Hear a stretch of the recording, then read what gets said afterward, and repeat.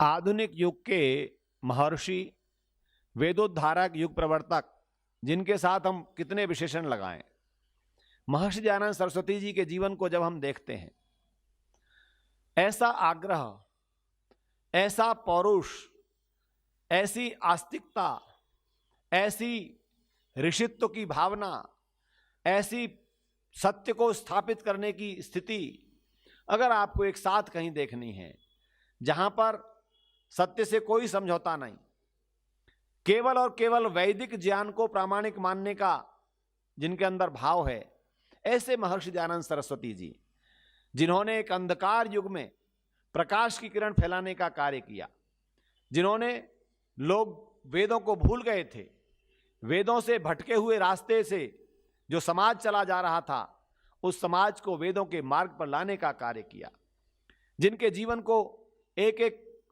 स्तर पर जब हम देखते हैं, चाहे वो बाल्यकाल का स्तर हो, चाहे गुरु की खोज का जीवन का उनका कदम हो, कितने स्थानों पर वह ऋषि शुद्ध चैतन्य बनने के बाद और दयानंद बनने के बाद गए, सब जगह पर भ्रमण करते रहे, लेकिन आत्मा सत्य को स्वीकार करने बैठी थी। जहां जहां जो जो असत्य आता गया, हमारे कई संतों ने कहा था, सार सार को कहले थोता दे उड़ाए। ये जो भावना थी, भगवान ईश्वर परमात्मा किस प्रकार की शक्ति देता है, उस ईश्वर की शक्ति को महर्षि दयानंद जी ने प्राप्त किया, और उनके अंदर जो सत्य और असत्य का निर्णय करने की क्षमता थी, वो अलौकिक थी, निरक्षीर विवेकी जिसे हम कहते हैं। ऐसे ऋषि ने गुरु ब्रजानंद की कुटिया में जाते ही जब कदम रखा, हम और आप जानते हैं, वहां पर आर्ष और अनार्ष के भेद को जाना, और 3 वर्ष के अध्ययन काल में उन्होंने ये जान लिया कि आर्ष विधि कौन है और अनार्ष कौन है। अर्थात आज के युग में आर्ष के प्रवर्तक ऋषि दयानंद सरस्वती जी हैं, जिन्होंने अपना आग्रह बनाया कि वेद का ही प्रमाण माना जाएगा, अन्य ग्रंथ वेद से प्रमाणित होंगे तो प्रामाणिक होंगे। आप यज्ञ के विषय में देखें, कितनी समस्याएं थी, उनका समाधान करते हुए महर्षि दयानंद सरस्वती जी ने 5 महायज्ञों का विधान महर्षि मनु के अन्य ऋषियों के आधार पर जो था उसे किया, और कहा प्रतिदिन के कर्मों में 5 यज्ञों को करना। ऋषि जी ने आश्रम व्यवस्था का विधान जो ऋषियों का था उसे स्थापित किया, वर्ण व्यवस्था का विधान जो वेद आधारित था, कर्म आधारित था, उसको हमारे सामने प्रस्तुत किया, और ईश्वर के स्वरूप पर सबसे अधिक परिश्रम ऋषि जी ने किया है। यदि हम ऋषि दयानंद जी को केवल समाज सुधारक मान करके इतिश्री मान लें तो उनके साथ बहुत बड़ा अन्याय होगा।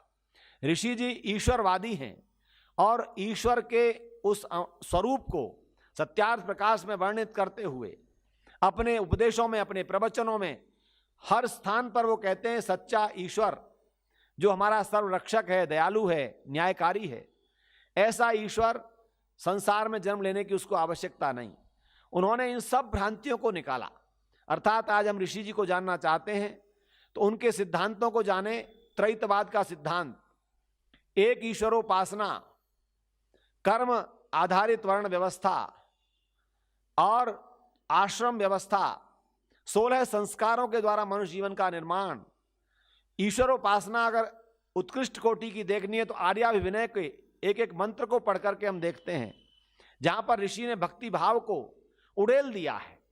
तो ऋषि जहां पर भक्ति भाव के भी हमारे लिए मार्गदर्शक हैं, कर्मों के मार्गदर्शक हैं, यज्ञ के मार्गदर्शक हैं, शास्त्रों के अन्वेषण के खोज के लिए मार्गदर्शक हैं कि हम किस शास्त्र को प्रामाणिक माने। वेद की ऋचाओं से प्रत्येक क्षेत्र में अगर आप कोई बात करना चाहते हैं, वेद का सर्वांगीण व्याख्या करने वाले ऋषि दयानंद जी हैं।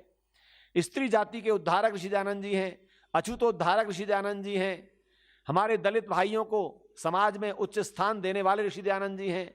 तो मैं निवेदन करूंगा, महर्षि के इस बहुआयामी व्यक्तित्व को जानने के लिए हमारे जिन विद्वानों ऋषि के जीवन पर लिखे हैं, चाहे वो देवेंद्रनाथ मुखोपाध्याय का हो, पंडित लेखराम का हो, आचार्य स्वामी सत्यानंद जी का हो, उसके बाद में अनेक लोगों ने ऋषि की जीवनी पढ़ी लिखी हैं, उनको एक बार पढ़ करके जरूर उससे गुजरें।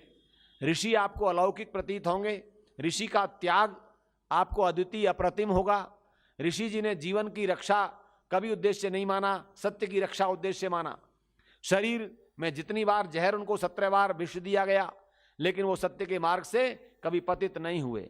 और उन्होंने एक ही कहा था, मेरी उंगलियों को बत्ती बनाकर जला दो, चाहे तोप के मुंह पर मेरे सिर को लगा दो, पर दयानंद कहेगा तो सत्य कहेगा।